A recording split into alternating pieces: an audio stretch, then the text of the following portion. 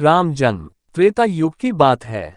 सरयू नदी के किनारे कौशल नाम का एक प्रसिद्ध राज्य था, जहां अज के पुत्र राजा दशरथ राज करते थे। अयोध्या उस राज्य की राजधानी थी। यह नगरी 12 योजन लंबी और 3 योजन चौड़ी थी। नगर के चारों ओर ऊंची चौड़ी दीवारें थीं और उसके बाहर गहरी खाई। दीवार पर सैकड़ों शतघ्नियां तोपें रखी थी। सहस्रों सैनिक और महारथी नगर की रक्षा में तत्पर रहते थे। नगर के बीचों बीच राजमहल था। राजमहल से 8 सड़कें बराबर दूरी पर परकोटे तक जाती थी। नगर में अनेक उद्यान, सरोवर और क्रीड़ागृह थे। ऊंची ऊंची अट्टालिकाएं थीं, जिनमें विद्वान, शूरवीर, कलाकार, कारीगर और व्यापारी रहते थे। घर घर में लक्ष्मी का निवास था। बाजार अच्छी से अच्छी वस्तुओं से भरे रहते थे। नगर के लोग स्वस्थ और सदाचारी थे। कुल मर्यादा के अनुसार सभी अपने धर्म का पालन करते थे।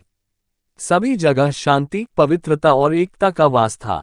राजा दशरथ बड़े प्रतापी और सदाचारी थे।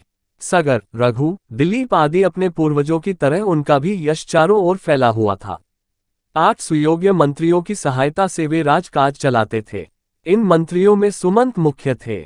मंत्रियों के अतिरिक्त वशिष्ठ, वामदेव, जाबाली आदि राजपुरोहित भी राजा को परामर्श देते थे।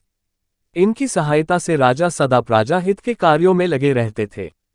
राजा दशरथ ने बहुत दिन तक राज सुख का भोग किया। उन्हें धन, मान, यश किसी की कमी न थी, पर उन्हें एक दैख था। उनको कोई संतान न थी। जीवन उन्हें सुना सा लगता था। उनकी रानियां कौशल्या, सुमित्रा और कैकेयी भी इस कारण दुखी रहती थी। राजा ने इस विषय में अपने मंत्रियों और पुरोहित से बात की। सबकी सलाह से यह निश्चय हुआ कि पुत्रेष्टि यज्ञ किया जाए। सुमंत ने प्रस्ताव किया कि महान तपस्वी ऋष्यशृंग को यज्ञ का आचार्य बनाया जाए। ये राय सबको पसंद आई। यज्ञ की तैयारियां होने लगीं। राजा दशरथ स्वयं ऋष्यशृंग को बुलाने गए। सब राजाओं को निमंत्रण दिया गया। मिथिला के राजा भी यज्ञ में सम्मिलित होने के लिए आए। अनेक ऋषि मुनि भी आमंत्रित होकर आए। सरयू नदी के किनारे यज्ञशाला का निर्माण हुआ। ऋष्यशृंग ने शुभ मुहूर्त में यज्ञ प्रारंभ किया। यज्ञ का घोड़ा गया। 1 वर्ष बाद घोड़ा लौटकर आया, तब बड़ी रानी कौशल्या ने उसका तिलक किया। अब वेद मंत्रों की मंगल ध्वनि यज्ञशाला में गूंज उठी। अग्नि में आहुतियां पड़ने लगीं। राजा दशरथ ने जब अंतिम आहुति डाली तो अग्निदेव स्वयं सोने के पात्र में खीर लेकर उनके सामने प्रकट हो गए। ऋष्यशृंग ने अग्निदेव से खीर का पात्र ले लिया और राजा दशरथ को देकर कहा कि यह खीर पुत्रदायक है। अपनी रानियों को इसका सेवन कराए। खीर लेकर राजा ने उसे सर से लगा लिया। उन्होंने खीर का पात्र कौशल्या को देकर कहा कि तुम सब बांट लो। कौशल्या ने आधी खीर अपने लिए रख लिया, शेष सुमित्रा को दे दी। सुमित्रा ने उस आधे भाग का आधा अपने लिए रखकर शेष कैकेयी को दे दिया। कैकेयी ने उसमें से आधी खीर स्वयं ले ली और आधी सुमित्रा को ही लौटा दी। समय आने पर चैत्र मास के शुक्ल पक्ष की नवमी को बड़ी रानी कौशल्या के गर्भ से श्रीराम ने जन्म लिया। इसी तिथि पर हम आज भी रामनवमी का पर्व मनाते हैं। मंझली रानी सुमित्रा के 2 पुत्र हुए, लक्ष्मण और शत्रुघ्न।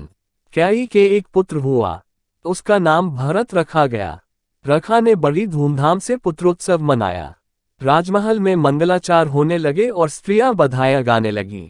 देवताओं ने फूलों की वर्षा की। अप्सराएं नृत्य करने लगीं।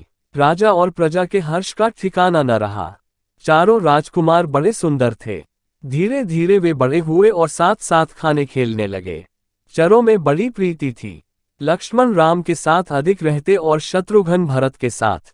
चारों भाई जब अयोध्या की गलियों में खेलने निकलते तब उन्हें देखकर थके से रह जाते। राम के रूप में अद्भुत आकर्षण था। उन्हें जो देखता वह देखता ही रह जाता।